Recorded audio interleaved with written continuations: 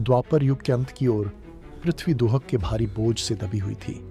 शक्तिशाली और क्रूर राजा संसार पर शासन कर रहे थे और लोग भय में जीवन व्यतीत कर रहे थे। यह देखकर माता पृथ्वी ने गाय का रूप धारण किया और भगवान ब्रह्मा, भगवान शिव तथा अन्य देवताओं के साथ क्षीर सागर के तट पर गईं। वहां उन्होंने भगवान विष्णु से रक्षा और सहायता के लिए प्रार्थना की। तब भगवान ब्रह्मा समझ गए कि स्वयं परम पुरुषोत्तम भगवान शीघ्र ही अपने पार्षदों के साथ पृथ्वी पर अवतार लेंगे ताकि इस महान भार को दूर किया जा सके। पृथ्वी पर देवकी का विवाह अभी अभी वसुदेव से हुआ था।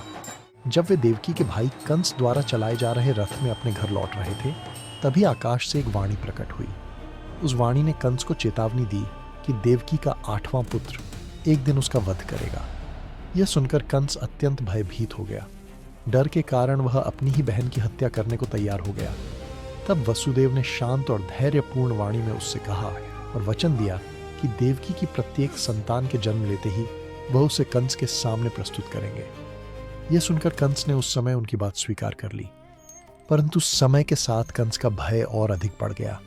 उसने देवकी और वसुदेव को कारागार में बंद कर दिया और उनके पहले 6 पुत्रों की निर्दयता से हत्या कर दी।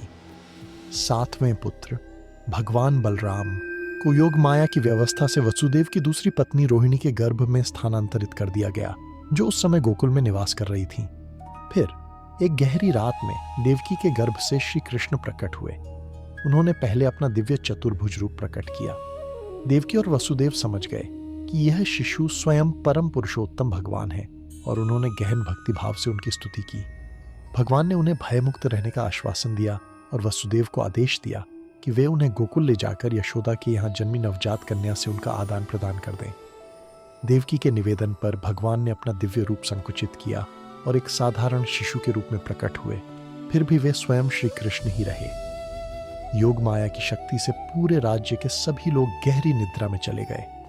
कारागार के बंद द्वार अपने आप खुल गए और वसुदेव बालक श्री कृष्ण को लेकर अंधेरी तूफानी रात में निकल पड़े। बिजली कड़क रही थी, वर्षा मूसलाधार हो रही थी और अनंत शेष अपने फन्नों से बालक की रक्षा कर रहे थे। जब वसुदेव श्री यमुना नदी के तट पर पहुंचे तो नदी का जल स्वयं 2 भागों में विभक्त हो गया और उन्होंने सुरक्षित रूप से उसे पार कर लिया। गोकुल में सभी लोग निद्रा में थे। वसुदेव ने बालक श्री कृष्ण को यशोदा के पास सुला दिया और उनकी नवजात कन्या को लेकर वापस कारागार लौट आए। जब वसुदेव वापस पहुंचे तो कंस ने उस कन्या को मारने का प्रयास किया। वह कन्या आकाश में उठ गई और योग माया के रूप में प्रकट होकर बोली कि जिसका वध करने का भय उसे सता रहा है वह पहले ही जन्म ले चुका है। यह कहकर वह कंस की आंखों से ओझल हो गई। इस प्रकार श्री कृष्ण की दिव्य लीलाओं का आरंभ होने वाला था, जो उनके भक्तों के लिए आनंद और समस्त संसार के लिए उद्धार लेकर आने वाली थी।